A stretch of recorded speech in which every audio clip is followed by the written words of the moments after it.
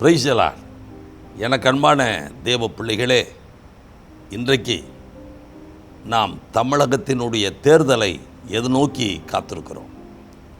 தேவ பிள்ளைகளாகிய நாம், கிறிஸ்தவர்களாகிய நாம் இந்த தேர்தலில் யாருக்கு வாக்களிக்க வேண்டும், இந்த கருத்தைத்தான் நான் இப்பொழுது உங்களுக்கு சுருக்கமாக சொல்லட்டும். தேர்தலில் வாக்களிக்க வேண்டும் என்பது நம்முடைய ஜனநாயக கடமையாகும். எனவே நாம் ஒவ்வொருவரும் கட்டாயம் தேர்தலில் வாக்களித்தே ஆக வேண்டும்.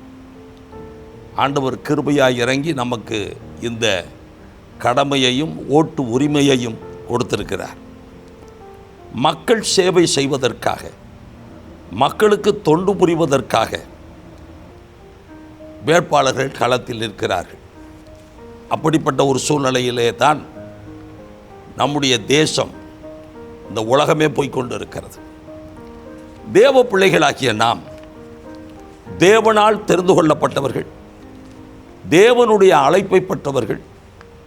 ஏசாயா 43:21 சொல்கிறது, இந்த ஜனத்தை நான் எனக்கென்று ஏற்படுத்தினேன், இவர்கள் என் துதியை சொல்லி வருவார்கள்.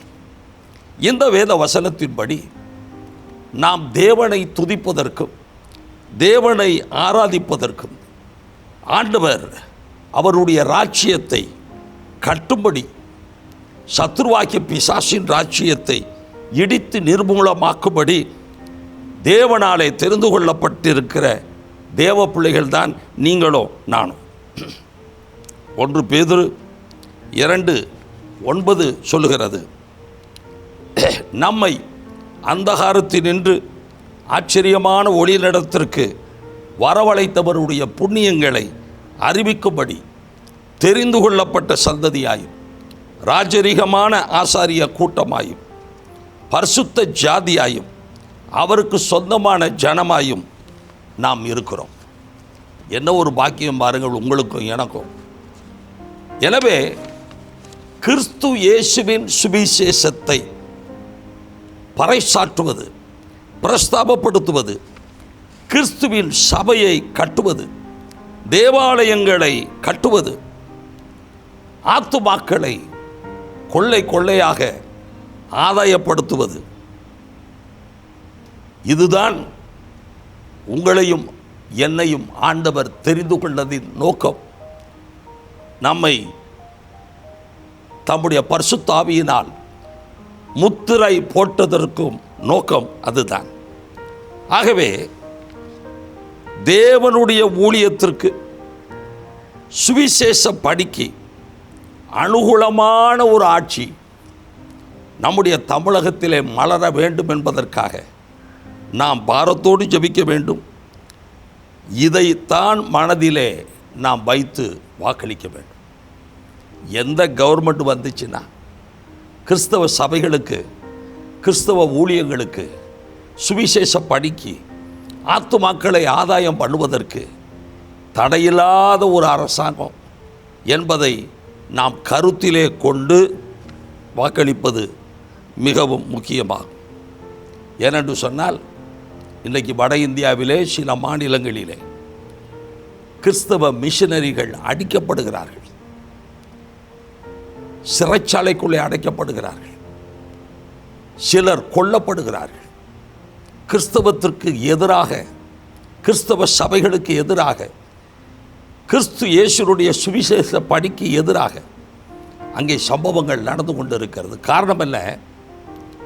அங்குள்ளதான ஆட்சி அப்படிப்பட்ட ஆட்சி, அப்படிப்பட்ட கொடிய ஆட்சி, கொடூரமான ஆட்சி தமிழகத்திற்கு வந்துவிடாதபடி இதையெல்லாம் நாம் சிந்தித்து வாக்களிக்க வேண்டும் என்பதை உங்களிடத்திலே நான் அன்போடு கேட்டுக்கொள்கிறேன். இரண்டாவதாக, ஜாதி, மதம் இவற்றை சார்ந்து வாக்களிப்பதை நாம் தவிர்த்து விட வேண்டும்.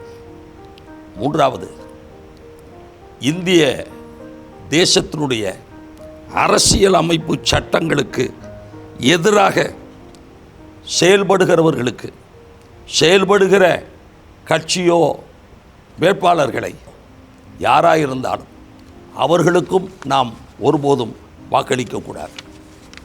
மட்டுமின்றி அரசியலிலே அனுபவமே இல்லாத வேட்பாளர்களை தவிர்த்து விட வேண்டும்.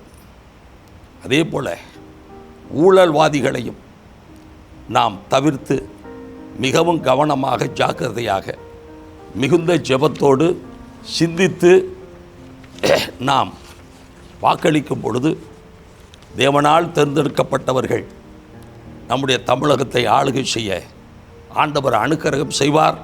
ஆண்டவர் உங்களுக்கும் தெள்ளத் தெளிவான வழிநடத்துதலை கொடுத்து அவரே உங்களை ஆளுகை செய்து இந்த தேர்தல் விஷயத்திலே உங்களை நடத்துவாராக.